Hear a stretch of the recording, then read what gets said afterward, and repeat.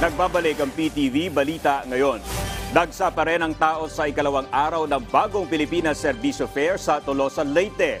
Alamin natin kung ano-ano pang serbisyo ang ibinibigay doon. Mula kay Mela Lesmoras, live. Mela? Dominic, maupay na udto mula rito sa Leyte. Dito na nga ng bagong Pilipinas Servicio Fair, pero dito nga ay marami pa rin tayong mga kababayan na tumatangkilik sa programa. Maaga pa lang kanina, pila-pila na ang ating mga kababayan na gustong mag-avail ng iba't ibang serbisyo at programa rito sa bagong Pilipinas Servicio Fair.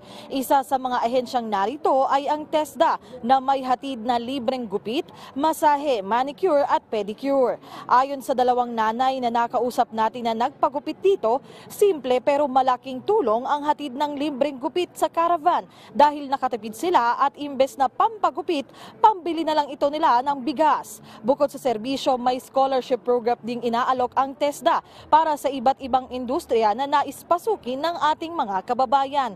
Kailangan lamang mag-fill up ng application form at makipag-ugnayan sa mga kawani ng TESDA para sa iba pang kailangan gawin para nga makatanggap nitong alok na libreng edukasyon. Dominic, sa aking likuran, makikita nyo na tuloy-tuloy rin yung kadiwa ng Pangulo at syempre yung iba pang programa at serbisyo rito. Kaya ano pang hinihintay ng ating mga kababayan, tangkilikin na yan dahil nga ito ay hatid naman ng gobyerno para sa lahat.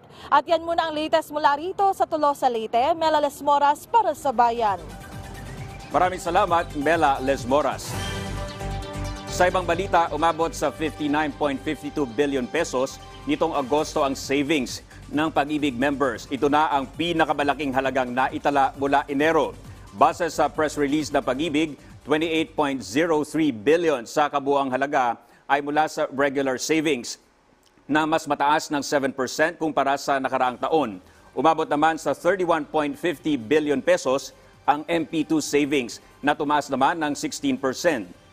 Ipinapakita umano nito na kumpiyansa ang mga miyembro sa kanilang mga programa. Dagdag pa ng Pag-ibig, kapag tumataas ang collection, dumarami rin ang pondo na maaaring gamitin para sa mga miyembrong nag-a-apply para sa home at short-term loans. Nakahanay rin umano ito sa direktiba ni Pangulong Ferdinand R. Marcos Jr. na pagtibayan ng access ng mga manggagawang Pilipino sa mga programang pampinansyal.